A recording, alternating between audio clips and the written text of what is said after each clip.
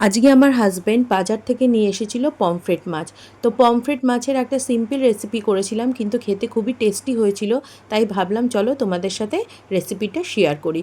তো দেখো, বাজার থেকে 5টা মিডিয়াম সাইজের পমফ্রেট মাছ নিয়ে এসেছিল। পমফ্রেট মাছগুলো কিন্তু খুবই টাটকা ছিল।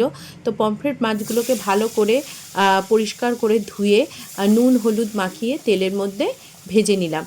তো পমফ্রেট মাছগুলো ভাজা হয়ে যাওয়ার পর সেই তেলের মধ্যেই কালো জিরা ফোড়ন দিয়ে দিলাম। কালো জিরা ফোড়ন দেওয়ার পর মিক্সি বাটিতে 4 মগজ সাদা সর্ষে আর কাঁচা লঙ্কা পেস্ট করে নিয়েছিলাম। যে যতটা পরিমাণে ঝাল খাবে ততটাই কাঁচা লঙ্কা দেবে। তো পেস্ট করার পর তেলের মধ্যে সেই পেস্টটা দিয়ে সামান্য পরিমাণে হলুদ দিয়ে দিয়েছি।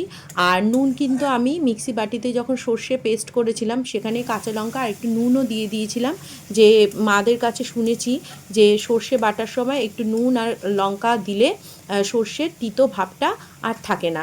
তাই তখনই নুন দিয়ে দিয়েছিলাম, তাই ঝোলের মধ্যে আর আমি নুন ইউজ করিনি। তো দেখো, তেলটা ছেড়ে এসেছে, মশলাটা কষিয়ে তেলটা যখন ছেড়ে এসেছে তখন পরিমাণ মতো জল দিয়েছি। আমি বেশি ঝোল করব না, আজকে একদম মাখামাখাই করব। তাই খুব অল্প সামান্য পরিমাণে জল দিয়ে ঝোলটা যখন একদম ভালো মতো ফুটে উঠেছে তখন তার মধ্যে কয়েকটা চেরা কাঁচা লঙ্কা দিয়ে দিলাম। কাঁচা লঙ্কাগুলো কিন্তু আমিই খাবো, আমার হাজব্যান্ড কিন্তু অতটা পরিমাণে ঝাল খায় না। কিন্তু আমি কিন্তু ঝাল খেতে পছন্দ করি। আমার সর্ষের ঝোলে একটু কাঁচা লঙ্কা টিপে খেতে কিন্তু খুবই ভালো লাগে।